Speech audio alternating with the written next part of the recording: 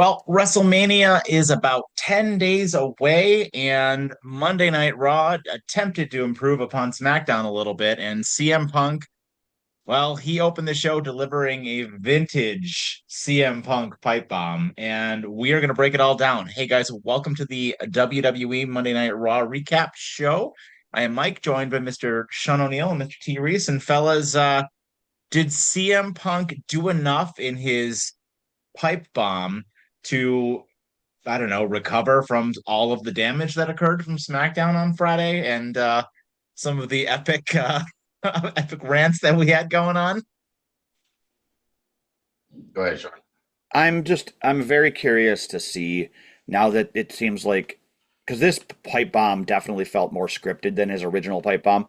I mean, yeah, it did have a couple parts in it that seemed as shots at people, but I think that the fact that they're trying to now work all of this into a story, I'm still concerned about where this is going to go.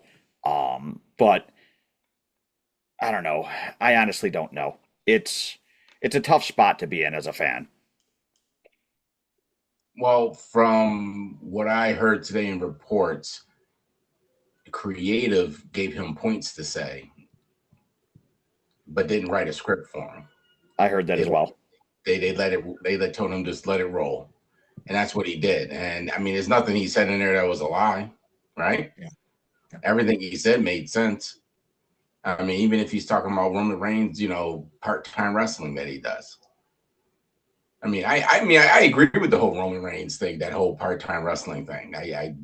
I don't agree with it, but that's the contract that he has. WWE agreed to it, so there's nothing we can really do about it. But I mean, that's small potatoes compared to everything else that's going on. And also, I did hear that there were some people tweeting that the prices did drop on some of them, below 2,000 now.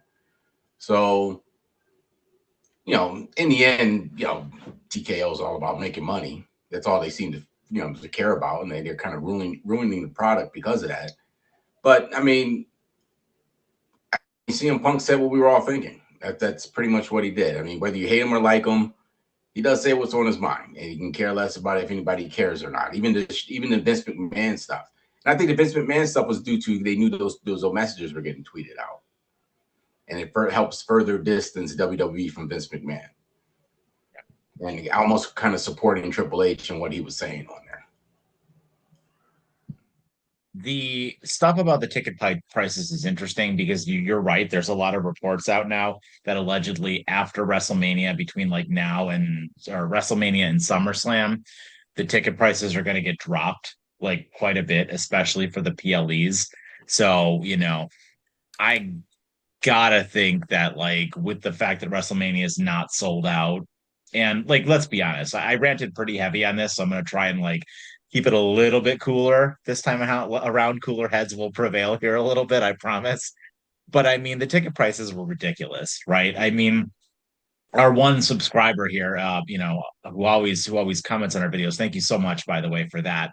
He made a comment about taking his boys, needing to take his boys to a show, just the one that was here in Buffalo the one time. And it's like, dude had to take out a second mortgage on his house practically to do that. Like it's unbelievable how expensive these tickets are. And you're really like pricing out the average fan. So for the fact that CM Punk, called that out, I mean, yeah, was it part of a larger narrative to your point, Reese? Like, were they trying to get something across, being like, oh, we're going to be a little bit meta about this, if you will? Like, yeah, absolutely. But I mean, all the stuff he said about Roman Reigns, I mean, that's all the truth, right? And I mean, you knew he was going to take shots at Dwayne because, like, F Dwayne, like, Dwayne's a scumbag, So I'm perfectly okay with everything he said there. But what was interesting and what I want to get your take on, because I've been listening to a lot of WWE podcasts lately. So for both of you guys, and do you find it interesting that both Cody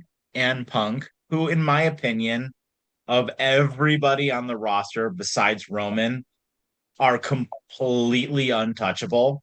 Do you find it interesting that those two guys were the ones that both made comments that basically said, "F you, fire me. What are you gonna do?"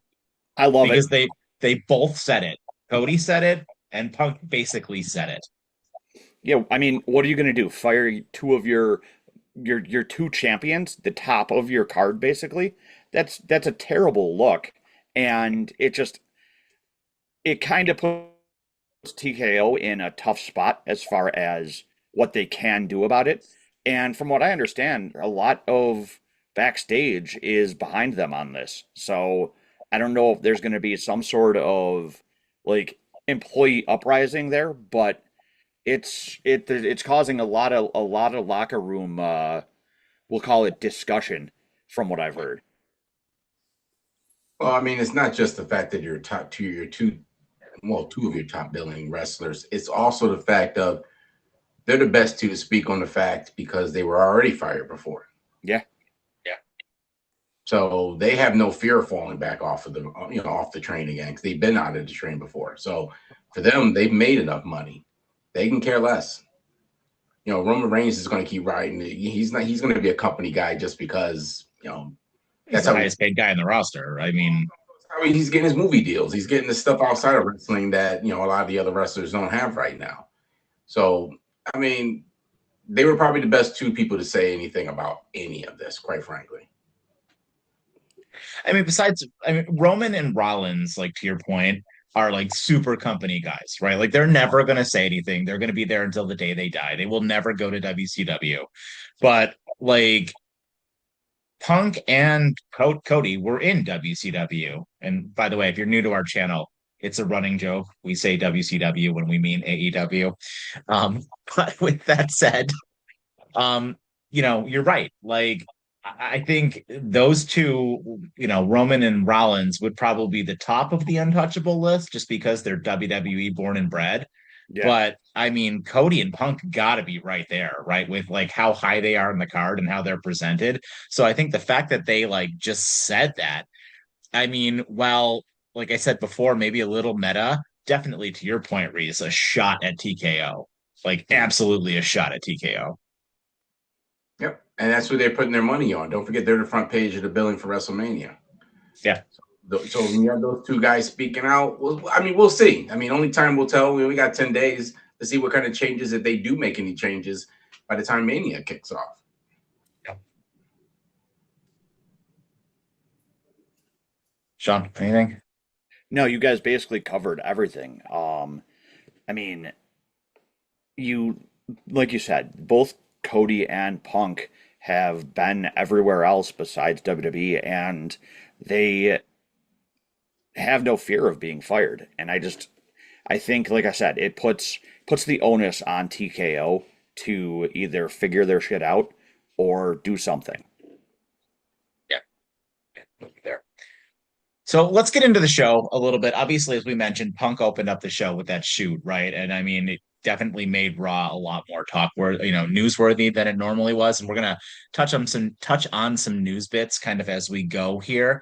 But I think Raw overall, as we've said on this channel numerous times, has been the better show, right? By a lot. Like they do a better job with the characters on Raw. They do a better job mostly with the storytelling on Raw. And frankly, all of the feuds on Raw are way more interesting than the feuds on SmackDown. Although they allowed Jade Cargill to bleed her ugly head here on this episode, but we'll get into that a little bit. So we did have Austin Theory defeat LA Knight with a roll up pin after there was some shenanigans with IShowSpeed, who had bagged earlier Danhausen to lift the curse that was placed on him, which I love Danhausen. That was hilarious. But he kind of was shoved into LA Knight by Logan Paul during the match. He attempted to leave, but the Usos came out of the entrance ramp to block the way. As Speed ran away from the Usos, and Knight with the Knight distraction basically allowed Theory to get the win. After the match, LA Knight got on the microphone and told Adam Pearce to make it a 6-man tag for WrestleMania with himself and the Usos taking on Knight, Paul, and Speed, which Adam Pearce made official. So, what are your thoughts on that? I mean, we kind of saw that coming, but how do you guys feel about that overall? Given the direction we thought this was going to go, because we thought it was going to be the Usos versus the Vision, and that's when we thought the title was going to change. So is it good that like this is getting LA Knight on the card at the expense of a celebrity, or like what do you guys think? I'm willing to make that sacrifice. If it gets LA Knight on the card, I will deal with IShowSpeed being there. Like we if otherwise we weren't sure that Knight was even going to have a place on the card at all, especially with what they did with Gunther. And I would much rather him be there, even if it's in a goofy celebrity match, because it's still going to be a good match outside of iShow Speed. And as long as he eats a 1D, I'll be happy. Yeah, I got no complaints. I mean, LA Knight needed to be on this card. Um, I don't know. I mean, all the reports were saying how TKO is in love with LA Knight, but it seems like creative's not that thrilled with him. So there's this push and shove going on. So he's kind of like stuck in this weird space where he's kind of sitting in storylines, but not really progressing in any storyline. So, I mean, they have to do something for the guy. I mean, the guy has been doing his thing. Crowd loves him. Obviously, the suits love him. I just don't understand what the deal is with creative in him. So that's something I think we should start paying attention to, because it sounds like they're, everything we've been hearing about what's going on, behind the scenes in WWE, it kind of gives you, some sort of perspective on why LA Knight's where he's at, among other things. And I'm happy that he's finally making the card. I would have loved it to be like a solo match with somebody. I think he deserves that. But fine, I'll take it. I'll take the. To be honest with you, the I Am Speed thing, I'm fine with it. I'm not. I think it's entertaining. I think it's absolutely entertaining. I mean, the thing is with him is they bring him in every so often, so it's not like cramming him in here. He's always somewhere floating around in some of these major storylines, especially anything around Logan Paul. So this isn't nothing new with this. So I don't think there's anything anyone should really complain about. I don't really count this as being like a celebrity match. I mean, it has its place, and I'm pretty sure Danhausen will be involved in this match as well. So he should be. Right. So let's not forget that. So there's another part of that story that's going to probably, come out and play out in WrestleMania. So does it, Reese, you weren't with us when we did the SmackDown review the other day, but I kind of wanted to get your take on it because Sean and I went at this at length a little bit. What is your take on all of the celebrities like everything going on with the celebrities? Obviously, we've got this one. We've got, Jelly Roll and McAfee, right? Potentially involved in the Cody Randy Orton match. And then who else am I missing, Sean? There was one. Little Yachty involved in the Trick Williams Sami Zayn thing. You mean Little Yachty? Well, the Little Yachty thing is pretty stupid, but I mean, I guess Trick Williams wanted him. He's the one that asked for to have him on there. So I guess that's not really a WWE pick. They're just doing it at the behest of him because I think he's about to get a big push after WrestleMania. So that would make sense, I guess, if that's what he wants. As far as the Jelly Roll thing, the Jelly Roll thing is the only thing I don't like. Last year, there was a purpose for him to be at WrestleMania. So you go from where he was at WrestleMania last year up to this, because I thought he was supposed to going to come in and show up every so often on the show during the year. Remember, they were saying he's training and all this other blah, blah, blah, blah. And he was nowhere to be found until about a month ago. Mm-hmm. So that's kind of okay. Now you're just cramming him in. Now you're ruining it, having him be part of this roster by just cramming him in because you didn't do anything else with him for the whole year. And right. I think he signed a contract, right? Then he has a contract with them. I don't know about that. It's not a full-time contract because he trains at the center, the whole 9 yards. So I think he has some form of a contract. Yeah, he's working. I know he's working with WWE. I was watching the WWE Unreal thing on Netflix, and the third or fourth episode is about him, like specifically with his thing with Randy Orton that he did last year or whatever. And he built 2 homes, I guess, near the WWE Performance Center. One of them is like for his recording, and then the other one literally has like a WWE ring in it. And he's working with like WWE people with which to do it. And he, they told him, look, you got to drop a ton of weight, because he was really embarrassed with the last or two years ago when he went into the WrestleMania with Miz and R-Truth, and he was like huge at that point, and they had to like pick him up. They had to like help him up, and he rewatched it, I guess, and he's like, I'm a fat, disgusting slob, basically, is what he said on the thing, and he's like, I need to drop this weight. So, but yeah, always been a fan of wrestling, I guess, is what they were saying about it, and he really wanted to do it. Well, I mean, that's my thing. If you're a fan of wrestling, that's one thing as a celebrity, but when The problem is that we're getting so much advertising right now that when you start cramming celebrities in on top of it, and especially in this fashion, it's cramped. It's just thrown in there to throw it in there to have Jelly Roll in it. That's all that is. And then who's the last one that we're talking about? McAfee. Yeah.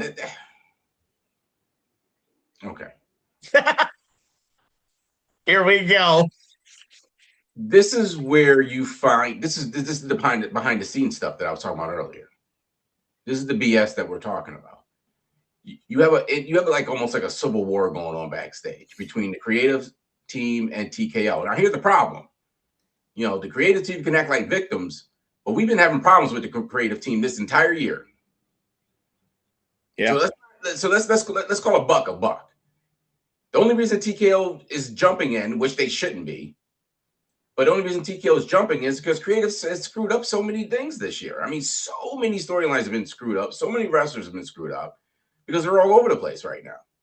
TKO sees it, but let's not forget, TKO is not a wrestling company. They're just about making money. Yeah. You're seeing on the tweets on the internet about, this show was bad, that show was bad, we want our money back and all this other stuff. They feel like they have to, react, but I think they're reacting in the wrong way. They should be trying to, get control of that creative team because we all know WWE has way too many writers, and that's the reason why your storylines are all over the place. And this is why you can't. It's interesting to me when they cross over wrestlers with different writers for each show. It makes no sense to me at all. And as you can see for WrestleMania, once again, we're going to a WrestleMania where I feel like most of it's going to be subpar. Most of it's going to be subpar. Just because there's no emotional investment in most of it. Yeah.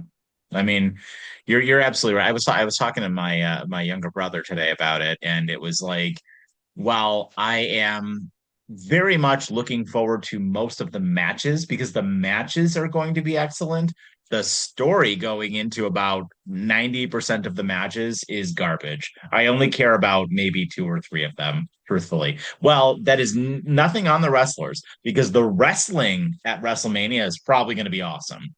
But the matches and the story leaves a lot to be desired, I think, this year.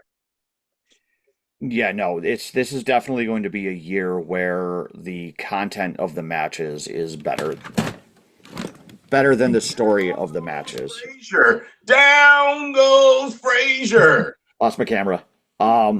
This is definitely though a year, like I said, that the content of the matches is going to be better than the storylines. And I think, yeah, that kind of sucks that it doesn't quite match. But I think if the matches deliver, I think it can make up for that as well. Well, listen, but see, this is where the problem is. That's exactly what the problem. I don't want 50% of a match. No, you're right. You want most of these matches. There's no emotional attachment for most of the people, most of the storylines, except for like you said, Michael. Just a few matches. I mean, even the only anomaly out of this is Oba versus Brock because we just want to see it. We can care less. Storyline. I can't wait. Right? I mean, but see, that's something. That's a WrestleMania type match. Yeah. So if you can't do that for all the matches. So you literally need to build up some sort of storylines, build up some emotional attachment to some of these storylines to get people involved. And that's the part TKO doesn't understand is wrestling isn't just about the performance in the ring. It's what draws you in to watch it every week. And if you have no, if you got nothing in this match, what do we care? Like the Cargill, the Jade thing, I'm bored with her. I'm so bored with her. They're doing, I don't know what their plan was with her. Maybe it's just her.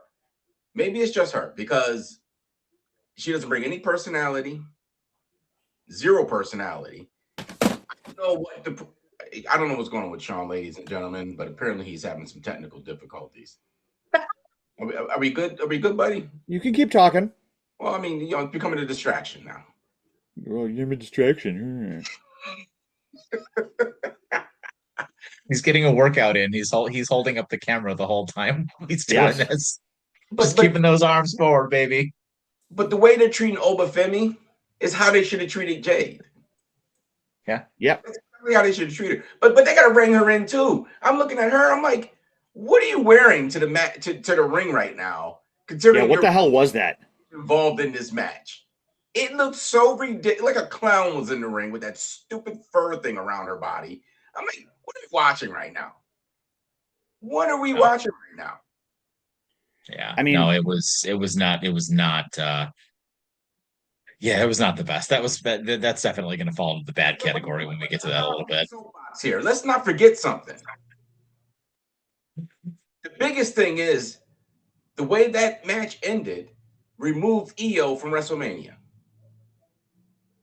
Yeah, no, and I wanted to bring that up. I wasn't going to bring this up because like I don't want to come across the wrong way because I've said on numerous occasions on this channel that I think the women are getting a raw deal in WWE, like in general.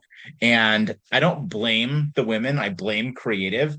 But isn't it kind of bullshit that you have 4 women's matches on WrestleMania? Every single one of them is surrounding a title. 2 main titles, the IC title, and the tag team gauntlet match or whatever that's going to end up being. Like to your point, Reese, you had a perfect opportunity to do Io and Asuka in like some kind of blood feud match, right? Like you've been telling that story with those two and Kyrie for like 6 months now. Like just give them like 5 minutes of television time, yeah, you should have done over the last like 3-4 months, right? Just building and building and building and building until it's a fever pitch ready for a match. Like, and it makes me feel bad because like WWE just, you know, they claim to champion and pioneer women and have the Evolution pay-per-view and all that crap. They don't give a shit. They don't So, care at all. And it's a shame. And you're right. Io is going to be left off the card. And that kind of sucks because she's awesome. so just to play devil's advocate here, what match do you take off to add that one? You don't, you just put it on Sunday because Sunday only has 6 matches. I'm assuming that there's a reason it only has 6 matches. Yeah, because Well, they're going to do all the Hall of Fame bullshit on that Or day and or they're stuff going like to add that. another match. well, don't forget now. My understanding, the rumor is we were talking, before we started recording. My understanding is they're holding off on Liv Morgan right now. Well, they're doing that. They're holding off adding that match because they want to see what happens with Liv Morgan. So Liv Morgan, I think it's somebody. The two Asuka and what you're going to replace are going to be in that tag match. Are going to be replacements for someone in that tag match. Oh, for the Bella Twins. Why? Because Woodcock may not be able to wrestle because she has is she injured or something like that? One of Who's the injured? Bellas? Oh, Nikki. Yeah. Oh, Nikki Bella's injured? I heard that too. And so Is that why they've been off TV? Yes. Yeah. And that's my understanding is that the reason why they didn't do the Asuka things, they may need her and Kyrie to be the replacement tag team for that match. I guess we'll find out this week or like in the next few days here. Yeah, because I mean, you never know. Because I mean, if they're good to go, you could still throw that match in there. You can do something, You should. Somehow tangle up Asuka and her, during SmackDown this week. You know what I'm saying? Tangle them up somehow, draw by another match in WrestleMania. It'd be the only women's match without a title, but it's an emotional attached to match. Yeah. Well, and it's like, not only that, where's Tiffany Stratton? That's another one off the card. Did you hear what I heard to you that apparently she is pissed off some people backstage? Who? Tiffany. No, I haven't heard. There was some talk out there I saw in the universe that she apparently may have pissed off someone backstage in her match with Julia the last time she had a match. What did she do? Took a few liberties during the match apparently. I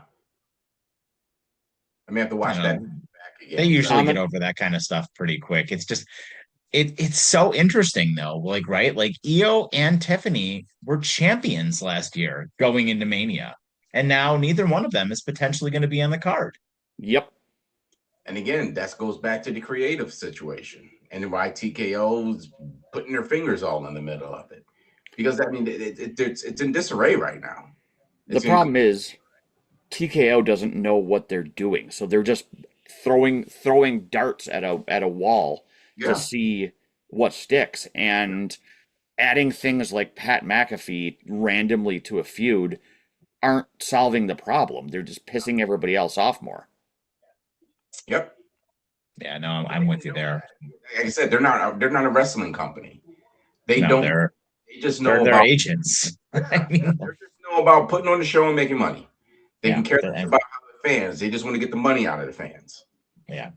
I mean, look at what they've done to UFC, right? But like, that's neither here nor there. So So I have a go ahead. question for both of you. So Yeah. with this going on with TKO and that, do you think Triple H's job is safe after WrestleMania? Nope. Nope. Because I've heard I think Triple H is going to be gone by the end of calendar year 2027. I I've think heard rumbles. I think Triple H will not be the head of. I think Triple H will. He might still be around, but he will not be the head of creative by the start of 2028. Well, I don't know how. I don't know if I agree with you guys. Only because you need a replacement for him. Who do you replace him with? It's going to be Dwayne's boy, the guy who writes for For $7 Dwayne. promote. What is it called? $7 promotion or something like that. Yeah. He would take over to write the. He's already responsible for writing all of Dwayne's stories. Like whenever Dwayne is around, this guy Yeah, writes all of the segments for Dwayne already. yeah. Which is why it never makes sense. Yeah, that's why it never makes sense. Well, I mean, so the question now is: would you rather keep Triple H, or would you rather get rid of him and take that guy on? I mean, I don't know if Triple H is going to have a choice because it sounds like, to Sean's point, there's a massive like butting of heads with what Triple H wants to do and what TKO wants to do. What do you guys think? If you had, if this is the choice, what would you rather do? I mean, I don't love all of Triple H's booking decisions, but I honestly don't think anybody else is going to be any better. I don't want it to be any more corporate than it already is, you know? No. It takes the heart out of it. Yeah, like it's not. I don't know what the right answer is, short of like putting Paul Heyman in charge. He's probably the only person that I would want to be Yeah. put in charge. I think that Triple H at least knows the business. And as much as we all like to agree that VKM was a scumbag, he definitely learned the business and what needed to be done for the business. And to not do it in a way that Vince used to. I think, like you said, Mike, to your point, he not everything he does is hits the mark. I mean, some of it he has a penchant for having his feuds go on way too long. Way too But long. Glacial outside of pace. that, I think we're getting better overall stories than what Vince was telling. And I don't know that, like I said, outside of someone like Heyman, I don't know that there's anybody else who could come in and come up with stories that are good. I mean, look at the people who are leaving too, like when Road Dogg left SmackDown, as far as the writing team there. I'm curious to see if that has to do with like the corporate stuff too. Because from what I heard, he was trying to push Chelsea Green and someone didn't like that. Like I don't know how much you guys, and I don't want to go back to this again, but I'm going to. I don't know how much you guys have watched that WWE Unreal show, but the way that they handle putting stories together, they kind of like showed it a little bit, like gave the kind of behind the curtain thing. And I got to tell you, it is the stupidest thing I've ever seen in my life. Like, hire some real writers who really know how to write things. Like, I mean, come on. I mean, you got so many fans out there who like can book a better story. I mean, I'm not saying hire fans, but what I am saying is hire writers, hire actual writers to put coherent stories together for characters, right? You've got so many young guys and gals who like you need to do a better job with because, like, let's be honest, the top of your card, the very tippy top of your card, on both for both genders going to be gone in like 5 years. Roman, Rollins, Cody, Becky, CM Punk, Brock Lesnar, they're all going to be gone. And Randy Orton, they're all going to be gone in 5 years. Who is going to be main eventing WrestleMania at that point? You know, who's going to be all of your champions at that point? You can't just like keep calling on these people over and over and over and over again, you know? So Charlotte, she'll be gone. So what are you going to do? You know, you have to start making new stars, and they're not doing a good job with that. Well, then it sounds like to me you're in agreement that maybe Triple H probably needs to move on. I think so. I mean, at this point, traditionally you're thinking, like most of us think traditionally, it should be another wrestling person to take over that spot. But I don't think this has ever been done before where you get someone who's from Hollywood doing the writing. So, I'm at least curious if you could bring some sort of cohesion to the writing for WWE. I mean, Road Dogg could be mad all he wants, but he's part of the mess too. So, I mean, it's not like he's just writing for Chelsea Green. He's writing for other people too. And the entire and everything, it's all a mess. We don't know what's going on half the time. I don't think they do. Like I said, I think they write like in the episode of Lost, they used to do that right before let's all get high right now, real quick. We'll write up a script real quick right before we start shooting. Yep. No, and you're right. You're right. It's like they have a plan, like for some people, for the people at the tippy top of the card, they have a plan for, but it's like everybody else. Like, I mean, I do want to touch on some of the stuff that happened on Raw, but like, look at what happened with the Intercontinental title ladder match, which is going to be fantastic, right? Like that match is going to be off the chain good. Javon Evans, Penta, Dragon Lee, Rusev, meh, JD McDonough, and then they just, Rey Mysterio just comes back on Raw, right? Like it's going to be off the chain, that match. It's going to be unbelievable. And I popped hard when Rey Mysterio came back, by the way. I thought that was absolutely fantastic. But like to your point, they just threw that match together, right? Yep. And while it was fine that they did a match on Raw with those guys versus the Americanos, which totally fine, right? But again, like it's so easy to just tell a story. And I guess like supposedly during like what is it, Sean? The YouTube thing, WWE Speed or whatever the hell it's called. Yeah. They allegedly did the qualifiers on there or something like that. But like, why were there not qualifiers on TV? Like those are easy matches to put onto television, right? Like when WWE wants to do tournaments and wants to do gauntlet matches and stuff like that, they're always awesome. Tournaments are always awesome. And like I think back fondly to so many of those Iron Man matches or those gauntlet matches. Like remember when they did the one with Kofi and Xavier when Kofi, like when Vince like didn't want Kofi to be in the main event of WrestleMania, and they did that fantastic tag team gauntlet match, which was like out of this world good. And then like at the very end of it or whatever, Daniel Bryan came out and like pinned him anyway or something like that. But it was like absolutely spectacular.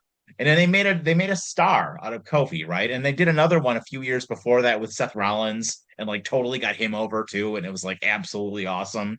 So like do that. Do King of the Ring. Like that's so awesome. Do that more. Hear, hear. Hear, hear. Yeah, agree completely. So anyway, we did further a few more feuds, obviously going into Mania. Finn Balor was going to have a match with said JD McDonough, didn't obviously really get going as Dom came out and attacked him prior to the match. Finn did cut a promo after the fact, just kind of furthering their feud a little bit. How do you guys feel about this one? I mean, other than like long time coming. I'm excited that they're going to have the Demon on WrestleMania. I think that's the perfect spot to have it. I just wish that I kind of wish that they wouldn't have revealed it already. I think it would have gotten a much bigger pop if he just came out to the Demon with the Demon entrance than him dropping the hints during his promo. I'm fine the way they dropped it. I'm very interested in the match, but this is something they should have built up to, not just like kind of crammed it in within a month. It was like a month ago when this whole turn happened, and you kind of just sped up that storyline that you've been building for what 3 years now, and you kind of just like, here it is, here you go, everybody, we're gonna do it now. So it doesn't sound like that was in the plans for Mania, to be perfectly honest with me, because the way it rolled out, it might have been something planned for after Mania, but I think they kind of sped this up because I'm interested in where this is going to go after the match. Yeah. Actually, it might have been the plan for like 6 months ago, but with all the injuries on the Judgment Day, like, we don't actually know when this was going to happen. Becky Lynch had interrupted a sit-down interview between Michael Cole and AJ Lee, and I got to tell you, this was the most vested I became in this match was because of this sit-down interview. Like, I was pretty much done with all of their in-ring stuff at this point, and this is the match I'm probably looking forward to the least. Although I think this one's probably going to be the hardest one to predict. I have no idea who's going to win this match. Like, I have no idea which one of them is going to win this match, but this did get me a little bit more vested in it, I think. I gotta say, I think this was AJ Lee's best promo yet since she's been back. I think that she did a great job with this, no doubt because it was pre-taped, I think, but she definitely came across way more comfortable in this particular vignette than she has when she's been out there doing actual promos. And you're right. I think that this really was the most investing part of this so far. I mean, we've gotten pretty much was Becky jumping her and not great promos from AJ Lee. So at least this breathed a little bit of life into the feud. I would not be surprised because this sounds very CM Punk-esque, the response that she gave to Becky, that he didn't have some sort of involvement because, I mean, she was dropping bomb after bomb after bomb on her. And the way it ended is a CM Punk ending. Hit you with that last slap in the mouth. Yeah. With the mic drop. So it sounded like CM Punk might have been involved in that, kind of that script there, because it was good. I mean, because, with the whole, when you go home and your daughter, when you ask her who's your favorite wrestler, it's still going to be, it doesn't matter. That. You. That was good. Fantastic line. Yeah, real good. It's perfect. But you're right. But this has to come to some sort of an end at this point. It is going to be a tough one to pick. I can't wait till we do our WrestleMania picks, but that's going to be a tough one to pick. Yeah, no doubt. We had Bayley defeat Lash Legend via pinfall with the crossbody after Lyra grabbed Legend's foot on the superplex attempt and then held her down so Bayley to prevent her from kicking out of the pin. This was, again, fine, right? Like, you're just kind of tossing singles matches together for people who are going to be in tag team matches in the bigger show. And it's just this kind of standard wrestling booking. I'm okay with this, right? Like, you got to have a match. You have to have matches on the show. And this is like fine because it's part of a larger story. But what I want to ask you guys is to what you mentioned earlier, Reese, about if the Bellas are not in the tag team match, who wins? Who wins the tag team match? Do you think they retain? I do. Hey, are we supposed to be doing picks, gentlemen? Well, no, we will. But I mean, like, because it seemed to me like the Bellas were slated, right? Like, yeah. Assuming how, if like right now, I mean, all money points to the Bellas winning. But if the Bellas aren't in it, you scrap everything, right? You kind of go back to the drawing board. Oh, well, to me, it sounds like it's the theme of this year's WWE. It's been. This year's wrestling is one of the main reasons been disarray because I don't think creative has any trust in their young up and coming stars right now. Because notice who all has belts. They're all the old crew. Most of them are all the old crew. They all have belts. There are a few young people with belts. Punk. I mean, you can go right down the list. So it would make sense to me that the Bellas are probably going to take those belts. Yeah. But because the more it looks like is that the Bellas aren't going to be there. That's what it seems like to me. So it'd be interesting to see if you do throw Asuka in there. I mean, eventually you could put the belts on them. I mean, they've had them before, right? Like, I wouldn't hate that. I mean, my rooting interest in this match is Bailey and Lyra by like a lot because again, Lyra is the future, and like you need to pump her up a little bit, start getting her up the card. But yeah, I don't know. I think that that's going to be very interesting to see what happens if the Bellas can't make that match. This is just this road to WrestleMania has been incredibly rough as far as having to make changes and swerves because of the sheer amount of injuries and bad luck going on. I mean, like you said, going into this match, I 100% would have picked the Bellas as walking out with as champions because it's WrestleMania and you have two returning legends. But Mhm. now it's just as much as I would like to see certain people win, it like you said, it brings everything right back to the drawing board and who the hell knows where they can go almost anywhere with this now.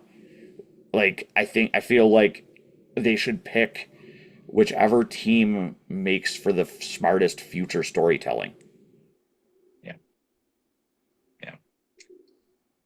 Let's get into something that definitely came last minute a little bit, but maybe a good thing, and that is Seth Rollins and Gunther. So Rollins came out to address Gunther's attack, then the sneak attack that Gunther got on him the previous week, and he was definitely ready for Gunther as the two exchanged a few moves before being separated. He definitely got out of the chokehold that Gunther came out to get him there, and then he had made mention, Rollins did during his promo, that like, look, I've got two things that I care about right now. Number one is winning back the title that I never lost, and number two is destroying the Vision. And to Gunther's point, which I think is a good thing, I was kind of hoping that they would do this. Gunther was backstage with Paul Heyman and he shook his hand and Heyman said to him, quote, I owe you a big thank you. And then Gunther said to him, the what you owe me is much more than a thank you, making it clear, like, look, we have no arrangement and you are basically going to get me a title opportunity.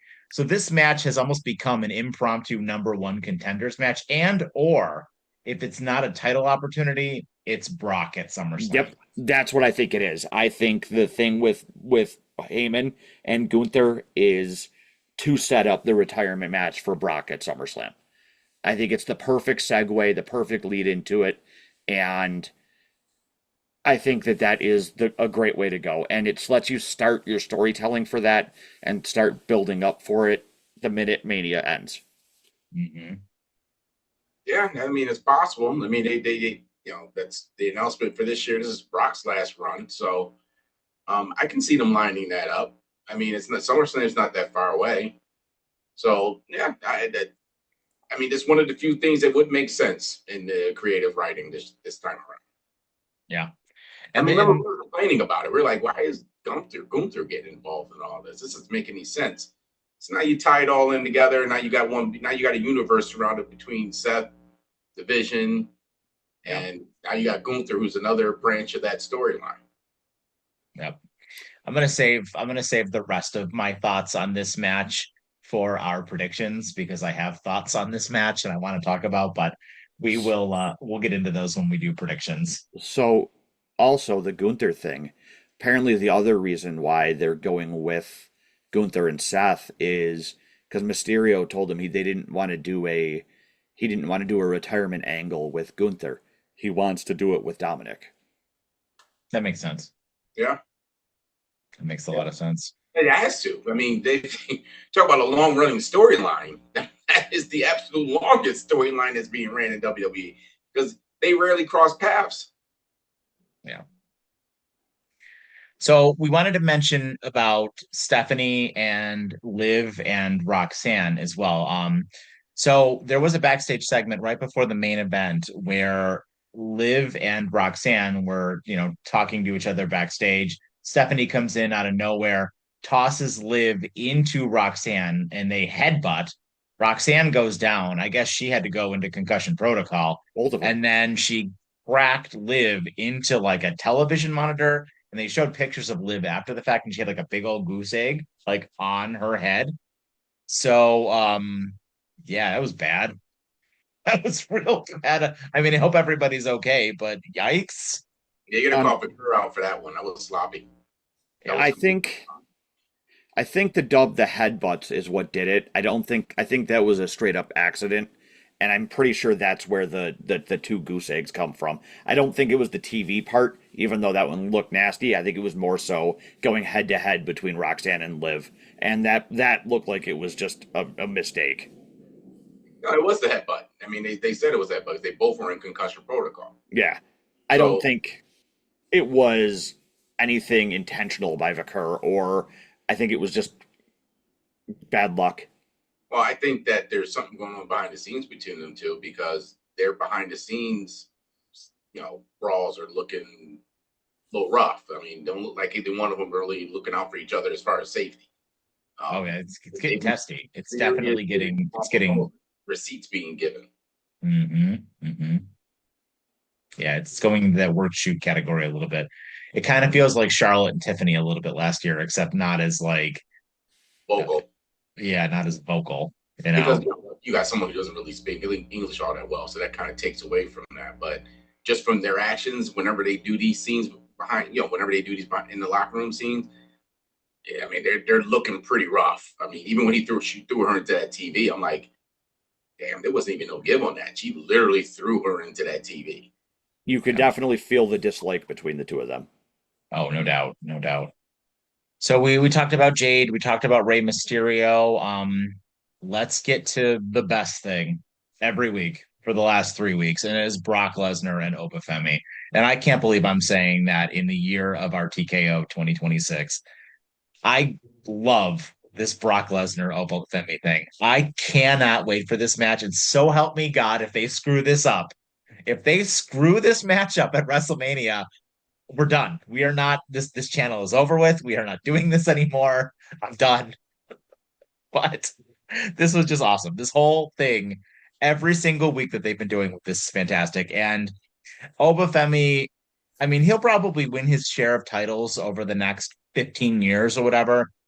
I want him to be the next Brock Lesnar. That's what I want from him. You have him come out. He's a special attraction. He just kills people.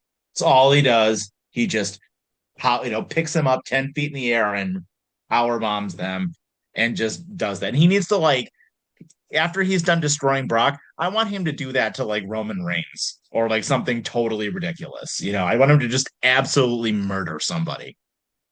Oh, it's coming. It's absolutely coming. And I do like the way they're pushing him right now. When he's hot, put him in the ring with someone like a Brock. Mm-hmm. Put him in the ring with him. Let him carry that heat all the way through to SummerSlam. Because I'm very interested in what the path is going to be for him after this. We'll save our picks for the rest of the pick show. We're all going to have some good arguments with this story. But yep. The Oba Femi thing, I'm gonna tell you right now. I'm gonna be honest with you. I'm interested in Oba's entrance. What are they gonna do with him? Because his entrance is gonna be crazy. Yeah, he's probably gonna have all kind of African dancers or something around him doing the dance with it. He's gonna probably have drums the whole 9 yards. I'm gonna tell you right now, it's gonna look like we're all gonna be part of T'Challa. Amazing. This Panthers entered the ring. This is 100% the opportunity for WWE to be set for years to come as far as Oba goes. You screw this up and you bury him completely. You do this right and you have a star that you haven't seen in a long time. And in less than 4 months on the main roster? When's the last time that you could say they had anybody who was pushed quite like that? I mean, I remember Rusev at the beginning of when he originally started and the way he was squashing people and how great his run was until he lost to Cena at Mania. And I feel like this would be a similar situation if Oba lost. I mean, the only thing recently that I can think of is Asuka's NXT run. Yeah. I mean, I remember what was it, 4 years in a row she didn't lose. She just killed everybody for like 4 years in a row. I mean, yeah. What a perfect person to use to break Goldberg's record. What if WB? What if that's Triple H's plans to break Goldberg's record? What was it, like 270 something That was like win? 100 straight matches he didn't lose. Yeah. So It wasn't actually as many as they have it listed as, I know that, but but I'm saying just in general that no, that type of he story. would be a good. He would 100% be a good choice to break that record, and he would be a believable choice to break that record. And what I love the fact that Obafemi basically came out of nowhere too. He won like the like future stars thing in NXT, immediately cashed in his contract and basically won the title and just went from there with a rocket strapped to him. I love it. Yeah. I have a list of 3 people that, in my opinion, should never lose again. Or unless, and if they do lose, it's in a really high priority match. Oba is number one, Gunther is number two, and Braun Breaker is number three. I don't think that any one of those guys, it needs to be a ginormous deal when one of those guys loses. Um, I don't put Roman, Cody, Punk, Randy Orton, I don't put any of them on that list. I think those 3 guys, it's got to be a ginormous deal when those guys lose, especially Oba and especially Gunther. Yeah. well, I think you should pay attention to who is now. Like I said earlier, I don't think creative has any confidence in a lot of the talent they got right now, the Tiffany Strattons and all that stuff. They're starting to get shoved down now. That's the interesting part that people aren't paying attention to. They're starting to be shoved down now. And there's more focus on other wrestlers right now coming out of NXT than it is them. I think the next role of NXT guys, you're going to probably get Saints. You're probably going to get Page, Paige. Probably going to move up. And Henry. don't forget now, there was an Easter egg in this Raw this week. We see Maxine Dupree in the backstage there talking in the background to Fury. Austin. Yep. So, Yeah. so Vision does need a female that's somewhere involved in their stable. I I could probably see it. now. Yeah. Yeah. I could see it. I could see them helping her take Becky out, getting that title back. Watch her cost LA Knight the 6-man tag match. You want to talk long-term storytelling? Go back to Yeah. when Max Dupree. Max Dupree gave up on Maxine Dupree and left her behind. Yep. There you go. Long-term booking. Yep. So, Triple H's specialty. right. So that was Raw, guys. I know went a little off track here and there, but it's definitely a better show than SmackDown and definitely, much more positive stuff to talk about. So with that, guys, what is your final rating for the show? Go ahead, T. The pipe bomb is what puts it over the top for me. If we're doing out of 5, I'm going to give it a 4.